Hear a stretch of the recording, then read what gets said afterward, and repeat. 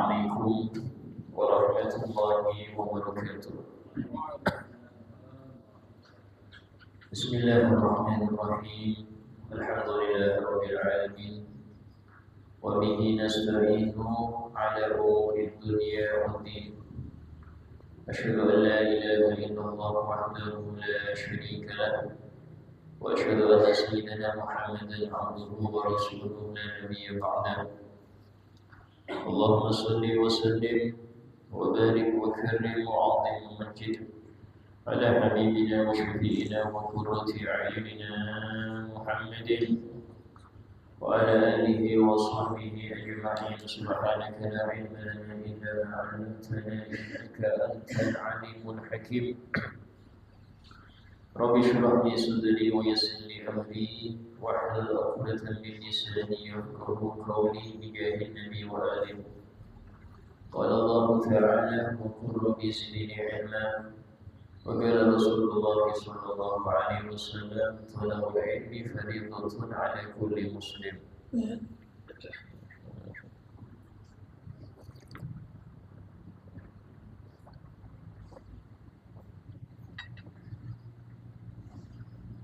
وقال الإمام العلوي بن عباس الملك الحسني وابن كريم أبو يوسف محمد بن علي الملك الحسني رضي الله عنهما ورضي عنا بهما ورحمهم الله ورحمنا بهما في الدرجات. وأخرج مسلم وغيره أنه صلى الله عليه وسلم كان يقول: اللهم إني أعوذ بك من علم لا ينفع ومن قلب لا يخشع ومن أدعية لا يستجاب لها وفي رواية ومن نفس لا تشبع. Dan telah meriwayatkan Imam Muslim bin Hajjaj An-Naisaburi dalam kitabnya Sahih Muslim, Wawiruhu dan para perawi selain beliau, annahu SAW, bahwasanya Nabi SAW seringkali berdoa. Annahu kana yaqul, berarti seringkali, bukan sekali dua kali. Seringkali itu beliau membaca Allahumma inni a'udzubika, ya Allah, aku berlindung kepadamu, min ilmin la yanfa', dari ilmu yang tidak manfaat,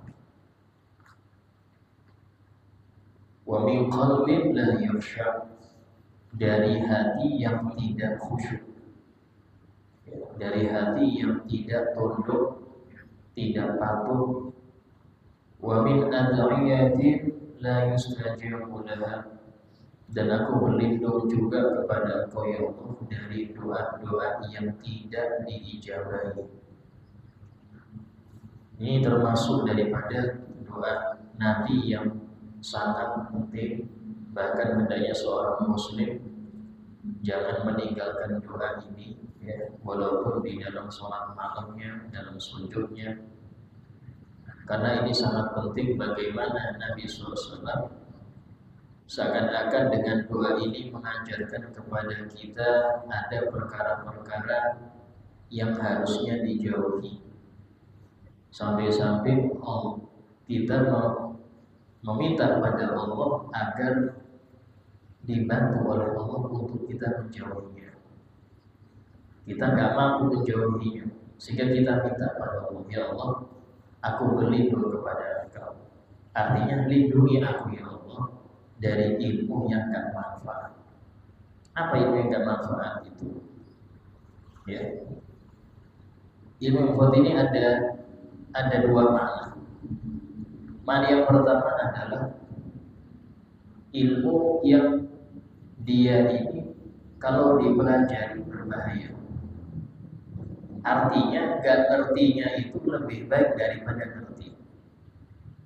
Contoh ilmu sihir, ilmu, tapi tidak mempelajari ilmu itu kecuali dia harus ngikutin arahan setan.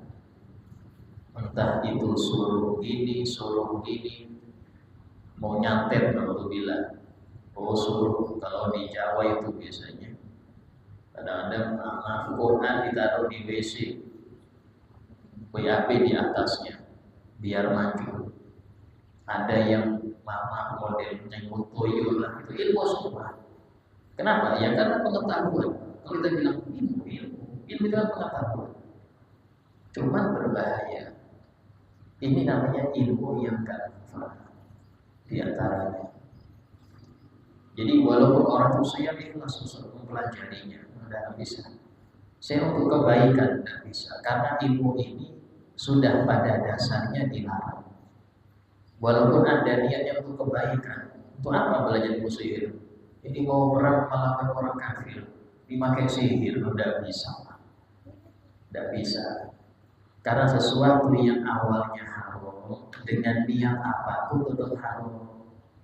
Ya, mungkin kalau di daerah kita nih ya, itu ada isinya huntalan itu. Apa huntalan itu? Ya model ilmu kebal lah. Tapi syaratnya nggak boleh sholat, nggak bisa sholat dia. Kalau mau tetap ilmu itu ada, nah bisa sholat.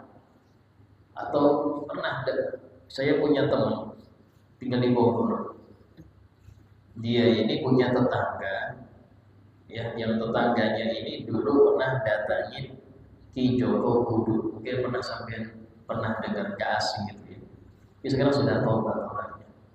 Ki Joko Kudu. Joko Kudu di Twitter ya. Itu dia datang tetangganya ke situ cerita. Dia minta amalan sugih. Ini salah datengin orang. Ya, dan minta amalan biar sugih kayak apa? Pesugihan. Maka dia ngasih syarat. Sang dokter ini ngasih syarat. Saya nggak melarang Anda untuk sholat dan silahkan sholat, tapi nggak boleh wudu. Nggak boleh wudu ya nggak bisa apa-apa. Nggak bisa megang Quran, nggak bisa sholat, nggak bisa tolong, nggak bisa ngapain. Nggak boleh wudu, itu aja syaratnya. Ya betul memang drastis naik. Ya tadi jinnya masih syarat itu. Kayak seperti ini hati-hati. Ya. Ini ilmu yang walaupun niat baik gak manfaat. Ini ilmu yang dilarang. Contoh yang lain, ilmu nujum, ilmu perbintangan. Bukan yang saya maksud perbintangan itu seseorang yang dia ini, ini biasanya kalau bintang arah sana, ini arah sana, rasi bintang, tidak masalah. Yang bermasalah itu kalau mempelajari perbintangan dengan tujuan zodiak. Tahu zodiak ya? Oh saya lahir tanggal ini bulan ini. Apa zodiak saya? Oh sampai apa namanya? Scorpio. Oh Cancer. Oh ini. Oh Sagittarius. Cari nanti nasib yang Sagittarius minggu ini. Jodoh berat jodohnya. Masih jauh. Rezeki seret, itu Pak. Repot nih, bintang saja segini. Wah, rezeki seret nih, itu dipercayai murtad. Hati-hati. Yang belajar ilmu seperti itu tidak berfaedah, bahkan haram. Hati-hati ya, banyak. Kalau dulu sering tuh di TV tampilkan. Nah, sekarang alhamdulillah orang mulai sadar itu haram. Nah ini yang gak boleh. Bahkan disebutkan dalam suatu hadis Nabi SAW pernah bersabda menyebutkan tentang firman Allah Ta'ala, yaitu hadis qudsi. Dalam suatu hadis Nabi bersabda, Allah Ta'ala berfirman, asbaha min ibadi mu'minun wa kafir. Dari hambaku itu ada yang di pagi hari mu'min, ada yang di pagi hari kafir. Kemudian yaitu apa? Allah melanjutkan, barang siapa yang dia ini meyakini mutirna binawi kada wa kada, kita ini dapat hujan gara-gara bintang itu. Kalau muncul bintang itu, wah hujan ini pembawa berkah bintang itu. Fahuwa kafirun bi, dia kufur kepadaku. Mu'minun bil kawakib, iman dengan bintang-bintang. Waman qala, dan barang siapa yang dia berkeyakinan mutirna bi rahmatillah, kita diturunkan hujan itu karena rahmat Allah, bukan karena ini. Fahuwa mu'minun bi, maka dia beriman kepadaku. Kafirun bil kawakib, dia kufur dengan bintang-bintang. Ini banyak yang ada. Ya, oh ini penyebab beruntungan nih. Oh, ini bintang ini muncul. Ini kadang sering nih, film-film kadang-kadang anak-anak kita yang jahil itu niru. Nanti ada bintang jatuh, ayo doa, nah ini doa mustajab nih. Masing-masing doa ini. Ini orang kafir, jangan ditiru. Ini adalah masuk ke film-film kartun. Ya. Nanti anak-anak kecil doa semua. Diajari kayak gitu. Kenapa? Seakan-akan bintang jatuh itu Tuhan itu yang ngabul permintaan itu bintang jatuh itu. Ya, bintang kejuaraan jaga ngabul tapi yang sudah jatuh mana? Yang kejuaraan yang ngabul kan. Ini hati-hati. Ini termasuk ilmu yang layak yang Nabi minta perlindungan. Termasuk ilmu yang menyebabkan orang tambah senang dunia. Ya, kalau kita geser sih, ya ilmu kerja. Ya saya nggak mengatakan ilmu kerja nggak baik, asal setelah dia tahu ilmu yang wajib apa ilmu agama. Silakan sampai mau belajar mau silakan. Tapi tadi Anda harus ngerti ilmu yang wajib dulu. Karena itu urusan Anda dengan Allah, dengan Tuhan Anda.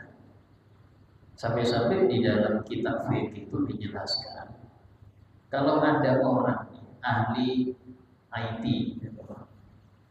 ya, ahli istilahnya arsitek macam-macam, tapi tanya wudu nggak ngerti, dosa dia, berdosa dia, karena dia mendahulukan yang nggak wajib daripada yang wajib.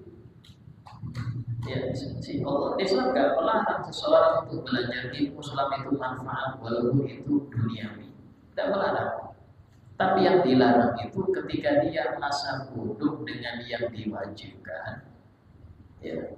Tapi dia fokus dengan yang nggak wajib, ini yang dilarang.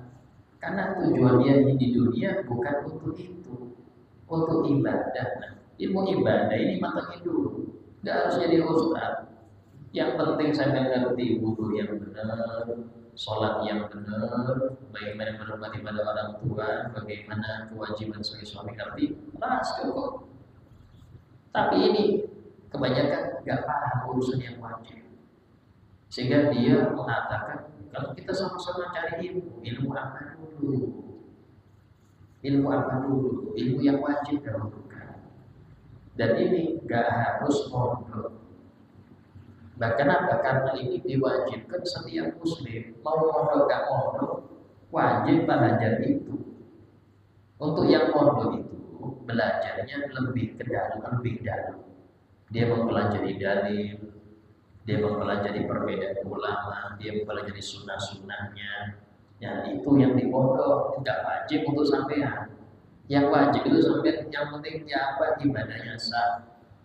Ya apa saya ngerti Allah sehingga saya bisa beriman, ngerti Nabi Muhammad sehingga bisa beriman, itu aja sudah. Enggak banyak itu enggak banyak. Istilahnya itu kalau kita bahas itu bentar aja sudah cukup. Bentar aja. Ya, tapi tadi banyak orang yang acuh tak acuh akan ilmu ini. Bahkan sebagian orang tua menganggap kalau sudah anak masuk TPQ sudah selesai belajar wajibnya. Padahal TPQ itu hanya ngajari baca Quran, belum ngajari isi Quran, belum ngajari apa rukun Islam, rukun iman belum. Itu masih cara baca Quran yang benar.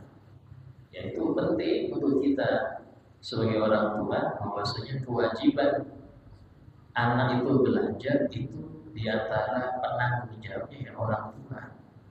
Sesuai dengan firman Allah, ku anfusakum wa ahlikum naro, selamatkanlah diri kalian dan keluarga kalian dari api neraka. Apa yang dimaksud menyelamatkan keluarga dari api neraka? Yaitu ajari mereka ilmu agama yang wajib untuk mereka. Ini nggak harus pondok, taruh madrasah diniyah, bisa sampai mencari ustaz untuk ngeles dia bisa, atau Anda bawa dia ke pengajian sehingga dia mendapat apa yang sampean dapat, bisa juga. Kalau empat-empatnya enggak, maka Anda dosa. Kenapa? Karena Anda tidak mengindahkan firman Allah tadi untuk menyelamatkan keluarga juga, bukan hanya diri pribadi, tapi keluarga juga wajib diselamatkan. Nah, itu yang pertama. Ya. Sehingga kata ulama, ada ilmu itu lebih baik gak ngerti daripada ngerti, lebih baik gak tahu daripada tahu. Kenapa? Karena kalau dia tahu, malah bikin dia melenceng dari syariat, malah bikin melenceng. Ya, karena itulah ada kalanya orang itu lebih tenang hidup kalau dia itu hanya mengerti kewajiban ibadah dia saja. Ketika dia mendalami lagi, nanti ada yang bilang oh, ini wajib, tapi ada yang bilang makruh, ada yang bilang sunnah. Akhirnya dia gak melakukan. Ya, dia lebih mendalam lagi. Awal dia tahu nih ini haram hukumnya. Tahu-tahu dia cari lagi. Tidak tahu carinya di mana, Google kan di mana. Tahu-tahu ada kok yang bilang makruh, tidak apa-apa. Nah ini mending dia nggak ngerti itu daripada dia ngerti jadi kayak gini modelnya. Kenapa? Karena orang kalau mendalami itu harus siap bahwasanya dia tidak berubah dengan dalamnya itu. Dia tetap mendalami ini hukumnya haram betul. Cuman dia mendalami lebih detail sampai ada perbedaan untuk tidak terlalu kaku. Gak terlalu kaku, gak langsung main harum-harum. Oh memang ada yang bilang, tapi saya gak melakukan. Tapi juga saya tidak sampai mencap dia ahli neraka, tidak. Karena ada yang membolehkan, enak itu. Tapi dia gak berubah, dia tetap melakukan apa yang dia pelajari itu. Karena itulah ilmu-ilmu seperti itu jarang dibahas di masyarakat umum. Kenapa? Kalau ngerti, akhirnya amburadul. Contoh, orang baru belajar, sudah diajari perbedaan pendapat, nggak punya prinsip dia. Orang haid nggak boleh megang Quran, itu sudah patokan. Cuma dia belum ngerti itu, tahu-tahu membahas perbedaan pendapat. Hukum orang haid memegang Quran. Oh ada hilaf. Pertama bilang haram, kedua bilang makruh ulama ini. Akhirnya dia, berarti tidak apa-apa. Ngentekan buku gara-gara belum siap dikasih hilaf, nggak bisa. Nggak bisa. Itu hanya untuk orang yang sudah matang dulu dalam satu pendapat dan dia nggak berubah. Nah, untuk menambah silahkan, hanya untuk menambah wawasan. Pertama, yang kedua, agar tidak gampang menvonis orang salah, karena perbedaan ada. Ya, sehingga dia ketika contoh nih, dia mulai kecil ya, sudah ditanamkan Fatihah wajib, ya, baca Bismillah wajib, itu kan sudah, ya. Harus ada sampai yang sunnah tekankan. Sholat itu harus angkat tangan ya, takbirnya. Itu kan baca tasbih harus sama orang tuanya. Itu sudah masuk ke pribadi dia. Nah, setelah dia agak besar dia belajar. Oh, tasbih itu sunnah. Berarti orang gak tasbih gak dosa. Oh, angkat tangan itu sunnah. Berarti gak dosa gak angkat tangan. Itu gak merubah dia akhirnya gak angkat tangan lagi, gak tasbih lagi, tidak. Nah, dan dia gak ingkar ketika mungkin dia ke masyarakat melihat ada orang sholat langsung Allahu Akbar, dia katakan batal sampai ada gitu, karena dia belajar.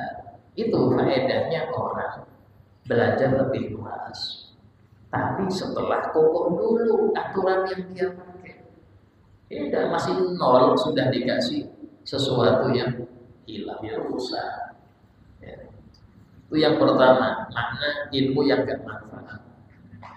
Yang kedua, ilmu yang manfaat, dohirnya manfaat. Ini ilmu untuk mendekat kepada Allah. Ya, ini ilmu untuk mendapat derajat di sisi Allah. Ini ilmu agar dia bisa beribadah dengan benar. Tapi dia pelajari itu dengan ria. Dia pelajari itu agar dikatakan orang alim. Ya, dia memperbagus cara ngajarnya demi biar perfect di depan orang. Ini gak manfaat. Ini gak manfaat. Atau dia belajar bukan untuk diamalkan. Agar dikatakan, alhamdulillah saya hatam kitab ini hatam, kitab ini hatam, saya sudah belajar ke syekh ini, semua. Tapi amalnya enggak ada. Ini seperti kata Habib Abdul Haddad dalam kitabnya, ini seperti lilin, ya, nerangin orang lain dia terbakar. Ini yang ngajar ya, dia ngajar, ini haram, ini halal. Tapi dia sendiri menabrak itu, ditabrak. Ya, ini seperti lilin, nerangin sekitar, tapi dia terbakar. Atau seperti jarum, apa? Menjahit pakaian, menutupi aurat orang, tapi dia sendiri telanjang. Ada jarum yang pakai pakaiannya, tapi dia tugasnya siapa orang itu bisa berpakaian untuk aurat. Dan ini bahaya. Dan ini yang Nabi SAW minta, jangan sampai punya ilmu gak manfaat. Ya, bahkan disebutkan dalam suatu hadis yang panjang, nanti di akhirat yu'ta bi'alimin, akan di neraka itu. Ketika orang-orang itu disiksa, hanya ada yang diseret orang alim, dai, sering pengajian, diseret sampai ususnya itu berhamburan saking panasnya, dan aromanya itu mengganggu ahli neraka. Enak-enak disiksa kok aroma gak enak itu, disiksa gak enak kayak apa? Artinya itu saking baunya itu sampai yang tersiksa pun itu terganggu. Hanya kotor semua. Siapa ini yang bau busuk? Siapa ini? Duh, ini kan yang biasanya pengajian. Ini kan biasanya ceramah. Ya biasanya ngajar kebaikan yang sering di TV, di YouTube ini kan ditanyai sampai dia ini di sama malaikat itu digeret, dikelilingkan. Yufruma yudahu kama yadul himamu bil roh. Dia diputar-putar seperti keledai yang memutari penggilingan. Ya, sehingga dikatakan, kenapa kamu kok kayak gini padahal kita lihat kamu, masya Allah di dunia. Iya, aku sering nyuruh kalian kebaikan, tapi udah pernah melakukannya. Dan aku sering melarang kalian kepada hal yang buruk, tapi aku yang pertama kali ngamalkannya. Ini hati-hati, ya, hati-hati. Dalam Al-Quran Allah Ta'ala berfirman, ya ayyuhalladzina amanu lima taquluna ma la taf'alun. Wahai orang beriman, mengapa kalian menyampaikan sesuatu yang tidak pernah kalian kerjakan? Kabura maqtan 'inda Allah, sungguh besar murka Allah, an taqulu ma la taf'alun. Kalian mengucapkan, menyampaikan apa yang kalian kerjakan. Sungguh besar murka Allah. Nah ini bahaya. Tapi yang model ini lebih penting daripada dia alim, nggak ngamalkan, juga nggak ngajarkan. Dia alim nih, nggak ngamalkan ilmunya dan nggak ngajarkan. Kenapa? Karena orang yang ngajar, walaupun dia nggak ngamalkan, minimal dia dapat jariah dari orang-orang yang ngamalkan itu, minimal, walaupun dia ini kena siksa. Ya sebagai apa namanya itu, kewajiban dia karena punya ilmu, dia nggak menyimpan. Kemarin kita bahas ya, orang yang menyimpan ilmu itu nggak boleh. Dia nggak mau nyimpan ilmu, usah saya nggak boleh. Tapi dia nggak ngamal. Ini masih mending daripada sudah alim, nggak ngamalkan, nggak nyampaikan. Ini double dosanya, double dosa. Terus kayak apa Ustaz? Saya ini mau nyampaikan saya sendiri masih berjatuh.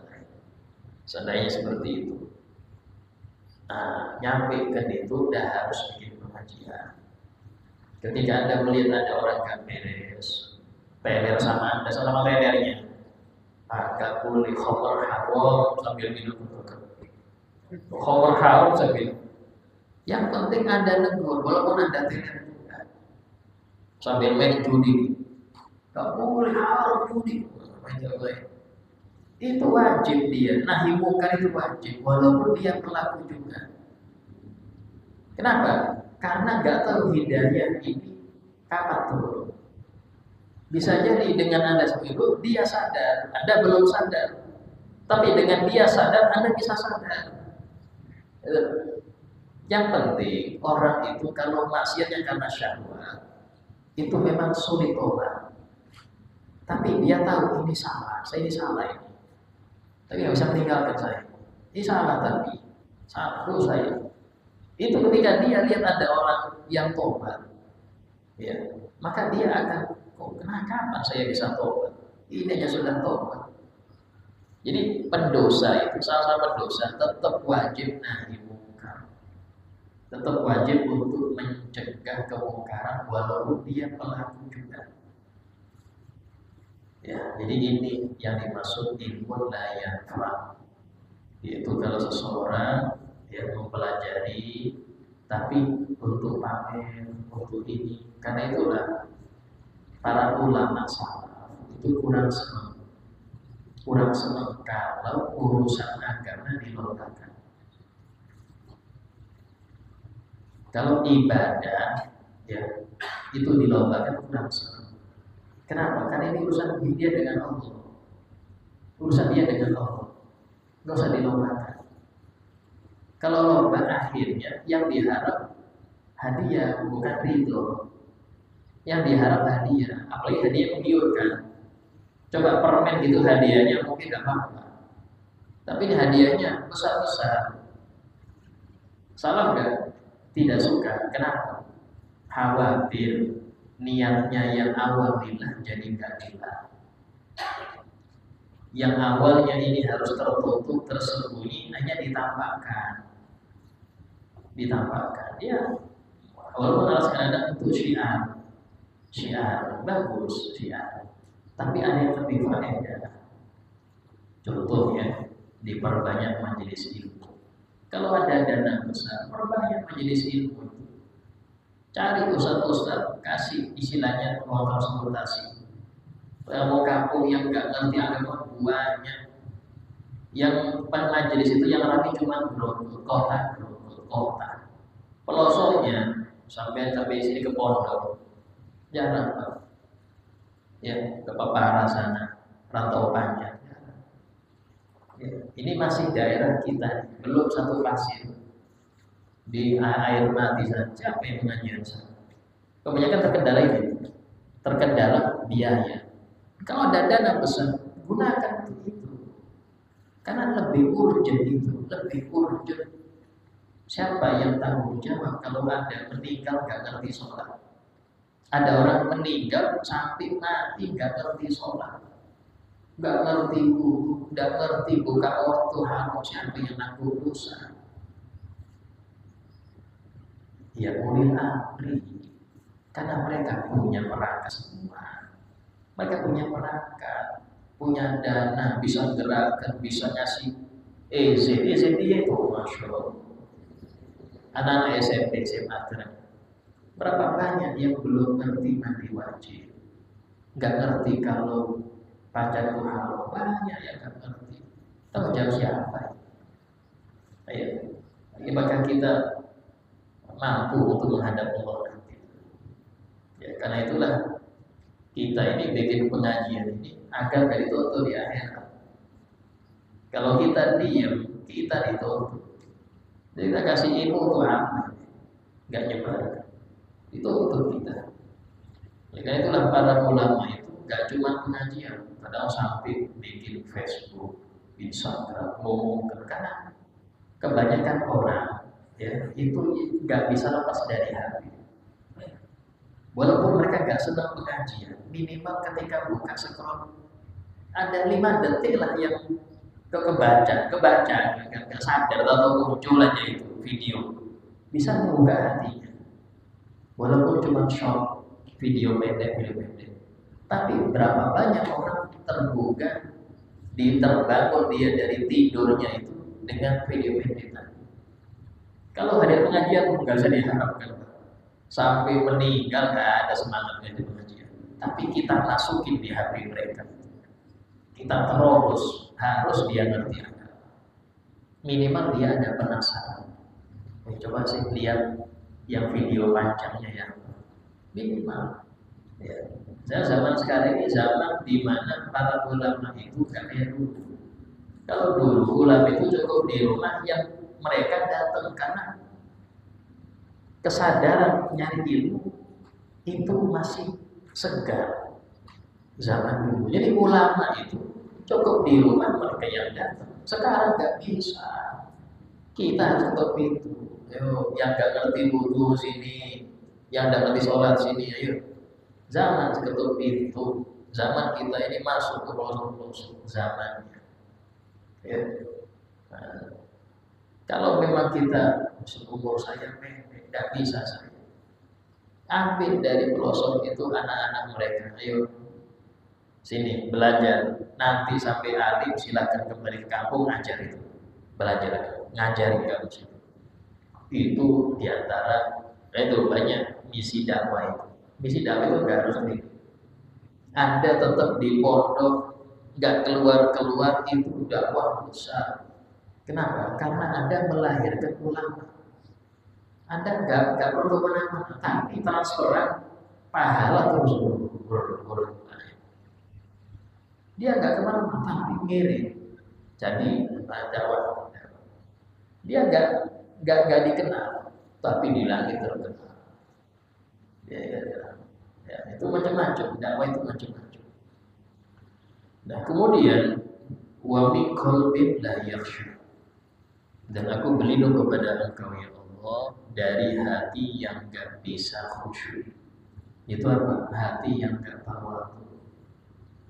Ya, hati yang gak, yang khusyuk ini apa? Khusyuk ini dia hadir. Kalau dalam sholat, arti khusyuk itu hati yang hadir, hati yang merasa rendah di hadapan Allah, hati yang tawadhu. Karena itulah ucapan Allahu Akbar itu penting. Hanya Allah yang maha besar. Selain Allah kecil semua. Saya kecil. Jabatan saya, ilmu saya nggak ada apa-apanya. Jangan dibawa waktu sholat. Orang sholat merasa dirinya paling ahli, hilang pahala itu. Merasa dirinya paling hebat, hilang pahala. Dia harus merasa paling kecil. Karena di hadapan Allah yang maha besar. Tapi diulang itu Allah diulang. Nah, dalam Al-Quran disebutkan khusyuk ini bermacam-macam. Disebutkan Allah Ta'ala berfirman wa khasyatil aswatu lirrahman wa la tasma'u illa hamsa. Dan semua suara itu diam takut kepada Ar-Rahman. Itu nanti di padang mahsyar khusyuk, semua suara khusyuk. Enggak ada yang berani muncul. Jangan berani. Ya, itu anti khusyuk. Ada juga khusyuk itu hati yang lembut. Artinya setiap kali mendengar nasihat langsung masuk ke hati. Karena itulah Allah Ta'ala menyebutkan ciri-ciri orang yang beriman, yang iman itu masuk ke hatinya. Allah beriman, innamal mu'minun, sesungguhnya orang-orang yang benar-benar beriman itu idza dzukirallah, kalau disebutkan Allah Ta'ala wajilat qulubuhum, hati mereka gemetar takut. Wa idza tuliyat alaihim ayatuhu, kalau dibacakan ayat-ayat Allah Ta'ala tentang kebenaran, tentang cerita orang terdahulu, ya, zadatuhum imanan. Maka ayat-ayat tadi menambah iman mereka pada Allah. Bahkan disebutkan di dalam ayat lain, ketika Allah menyebutkan ciri orang yang beriman, tasyairu juludul ladzina yakhshawna rabbahum, menjadi pucat kulit-kulit orang yang takut kepada Allah Ta'ala. Summa talinu juluduhum, kemudian menjadi lembut kulit mereka. Wa qulubuhum, hati mereka juga lembut. Nah, summa talinu juluduhum ila dzikrillah, kepada zikrullah. Ini sifat orang-orang mukmin yang benar-benar, di mana ketika mereka sholat itu seperti itu, zikir seperti itu. Bahkan gak cuma sholat. Saya pernah beberapa kali melihat di majelis guru saya Ahmad bin Husin As-Sagaf itu, yang dihadiri banyak orang-orang soleh. Itu ada orang sampai nangis terburu, nangis sampai kita itu hanya kasih nasihat, ya, mengajian Ihya Ulumuddin. Masya Allah, itu 2 jam sampai duduk di situ gak terasa. Padahal cuma kasih kopi aja, kopi sama jahe. 2 jam duduk itu gak terasa. Nah, sekarang beliau sakit. Anak beliau yang menggantikan. Itu kalau sudah majelis pagi, itu gak tidur, malamnya gak tidur beliau. Tiap Kamis pagi. Itu kalau sudah majelis Kamis pagi, dipastikan malam Kamis gak pernah tidur. Jadi kalau menemui beliau malam Kamis, karena gak pernah tidur, apa? Belajar, mutola'ah, zikir, berdoa, ya apa? Biar besok itu orang-orang terbuka hatinya. Jadi Asrori Al-Ishaqi, Allah yarham, yang di Surabaya, yang punya Thariqah Nasyabandiyah. Nah itu beliau sejam sebelum acara zikir, kan beliau ada acara zikir mingguan. Sejam sebelum acara beliau zikir dulu di situ. Isinya tuh dihiasin dulu ini, biar auranya mantap. Sehingga orang yang masuk aja sudah merasa tenang. Belum mulai zikir. Karena sudah dicas dulu tempo-temponya. Sejam dizikirin dulu. Itulah kalau masuk ke rumah orang soleh, itu ada hati ini tenang, ini kan ya di tempat zikir. Mereka memindah masjidnya di rumahnya. Rumahnya jadi masjid, jadi musola. Ya, gak terdengar musik dangdut, gak terdengar ghibah di situ, gak terdengar macam-macam, gak terdengar. Yang dibahas ilmu, baca Quran, ini masuk ada. Itu banyak kita dapat di balik seperti itu ya. Nah ini hati-hati khusyuk seperti itu.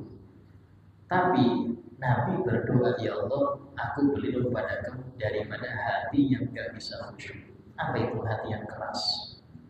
Kenapa hati itu keras? Bisa jadi karena makanan.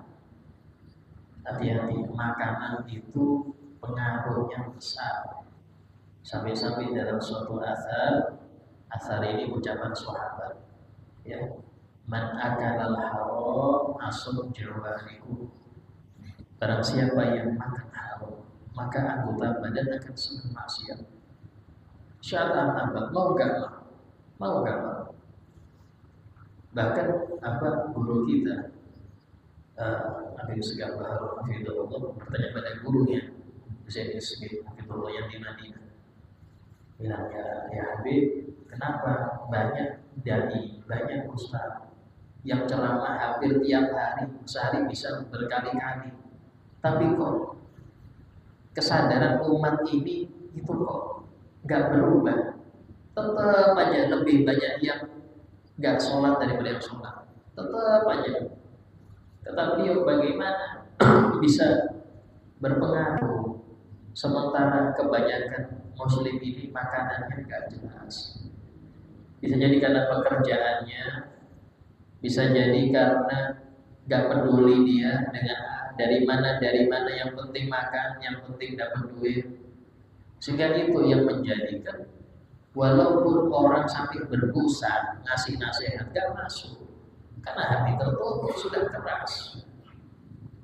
Terus kata guru saya bilang, sudah berarti percuma kita dakwah, gak usah boleh pengajian. Kalau sudah seperti itu apa fungsinya? Udah satu yang bisa merubah apa? Ikhlasul wahid. Ikhlasnya orang yang mengajar, yang dakwah itu bisa berubah. Tapi harus ikhlas. Ikhlas. Gak pingin popularitas, gak pingin pengaruh, gak pingin biar dianggap masya Allah, gak pingin harta, gak pingin. Ikhlas. Itu bisa masuk walaupun orang ini makan haram. Kan tembus itu. Tapi jangan. Sehingga tapi kata guru kita mengatakan jangan nunggu ikhlas untuk dakwah. Karena kalau nunggu ikhlas Anda meninggal gak ada yang dakwah. Kapan nunggu ikhlas? Tapi dia dakwah sebagai kewajiban. Karena ini kewajiban dari Allah sampai itu. Walaupun saya sendiri perlu didakwahi, harus ya. Nah seperti itu hendaknya orang-orang yang berilmu itu demikian. Wa min adiyati la istajabu laha. Insyaallah kita lanjutkan doa yang ketiga ya. Pembahasannya akan datang. Mungkin ada yang mau bertanya sih.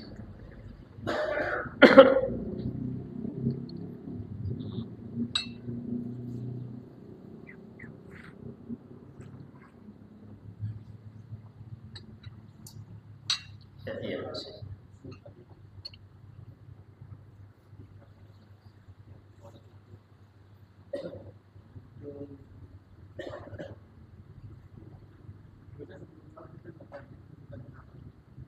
Iya.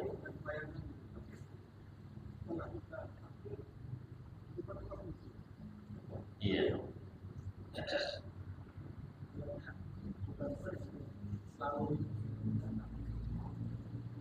Betul. Jadi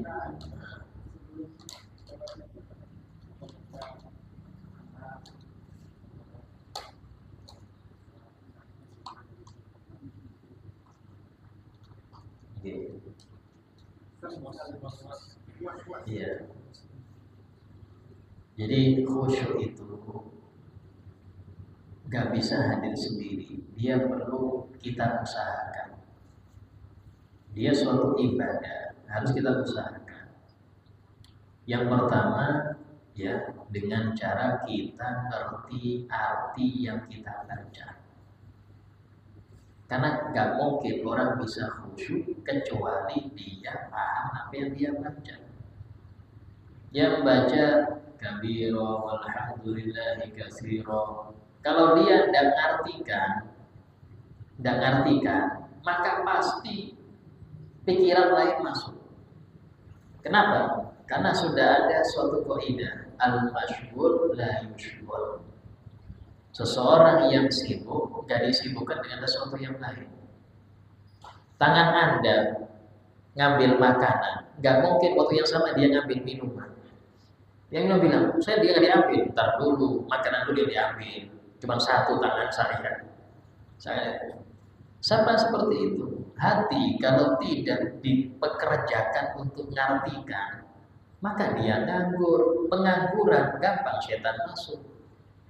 Dari sini akhirnya setan ngasih tahu apa yang baru Anda baca di WhatsApp, apa yang baru Anda lihat ketika datang ke masjid, ya kan? Entah itu anak yang lembut kah, atau ibu-ibu lagi nyebrang, itu nanti punya semua, muncul semua. Belum nanti mau takbir nih, sudah komat ada yang ngasih nama. Ya apa ini? Belum datang semennya. Ya nanti diurus. Mikir semen. Masuk jadi sampaikan itu gak mikir saya. Akhirnya mikir semen itu kemana lagi semen ya? Oh di Grogot berapa toko semen dibahas itu. Apa saja merek terbagus semen di Indonesia itu dibahas lagi. Gara-gara dia nggak ngartikan. Sehingga kalau Anda menyibukkan hati Anda dengan ini paling minim ya, ngartikan apa yang Anda baca, setan gak ada celah untuk masuk.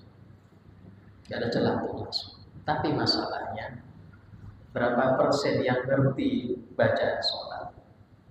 Kalau Anda mau lebih tinggi lagi, Anda tafsirkan penjelasan daripada kabiro itu apa? Lebar. Karena itulah termasuk makruh.